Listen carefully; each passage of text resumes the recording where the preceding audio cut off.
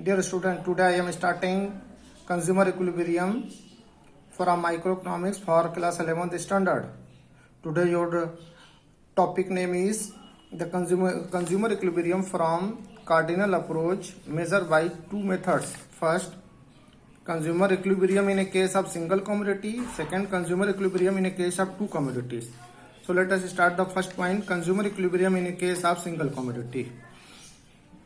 Consumer equilibrium in a case of single commodity be explained from following schedule and diagram. Here mention diagram. In x-axis 1, 2, 3, 4, 5, 6, 7, 8, 9, 10 units of bread. In y-axis mention marginal utility in terms of units 4, 8, 12, 16, 20, 24, 28, 32, 36 and 40.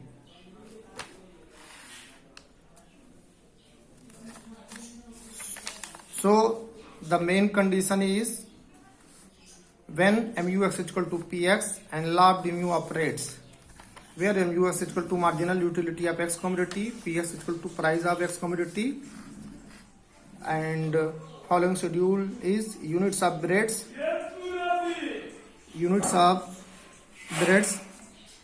2, 3, 4, 5, 6, 7, 8, 9, 10 marginal utility of X commodity 40, 36, 32, 28, 24, 20, 16, 20, 8, 4 price of X commodity 16, 16, 16, 16, 16, 16, 16 due to law of mu operates. In law of mu operate, then price of commodity is constant. Gain is equal to MUX minus PX, 40 minus 16, 24, 36 minus 16, 20 and so on. In the seventh units of breads consumer equilibrium due to this point MUX is equal to PX, 16 is equal to 16, 7th units of bread, and gain is equal to 0. After that gain is minus 4, minus 8, minus 12.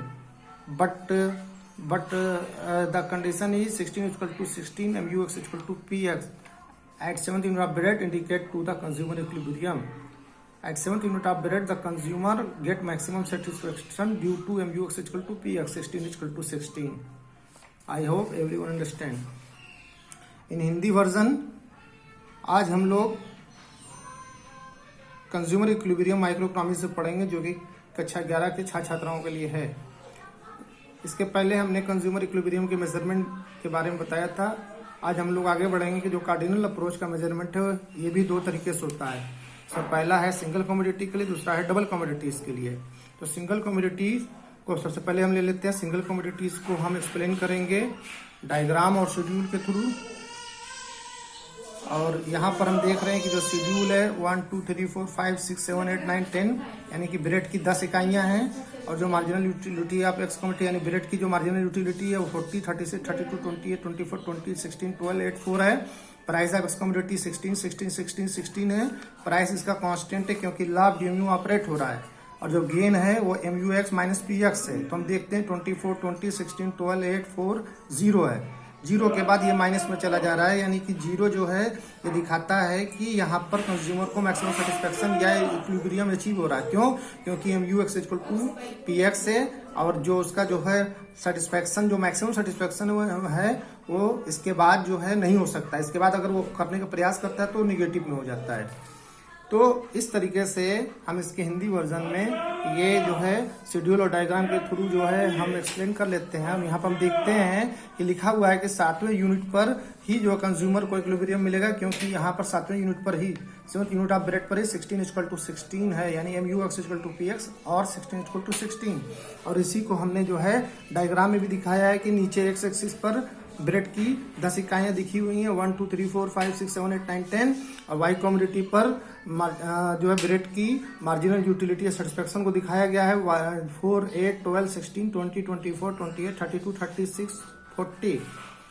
marginal utility of x commodity means bread, units of bread, and marginal utility of marginal utility of X commodity. X commodity means units of bread. X commodity means bread, and price of X commodity means price of bread. X means in this sense X means bread. So units of bread and price of bread. 16 indicate to the price of bread. Price of bread is constant, then indicate to the straight line. यानी price of bread चूंकि constant है इसलिए इसे straight line में indicate किया गया है। और हम ये देखते हैं कि सातवें यूनिट पर ही MUX PX आपस में एक दूसरे को काटते हैं, यानी आपस में एक दूसरे के बराबर हैं, क्योंकि इसी यूनिट पर प्राइस ऑफ एक्स कमोडिटी 16 है, यानी 16 रुपीज है, और MUX भी 16 है, और इसी यूनिट पर ही जो है कंज्यूमर को मैक्सिमम सेटिस्फेक्शन या इक्विलिब्रियम मिलेगा। तो आई होप कि आप सभी लोग समझ गए होंगे। अब इसके आगे हम लोग अध्ययन करेंगे।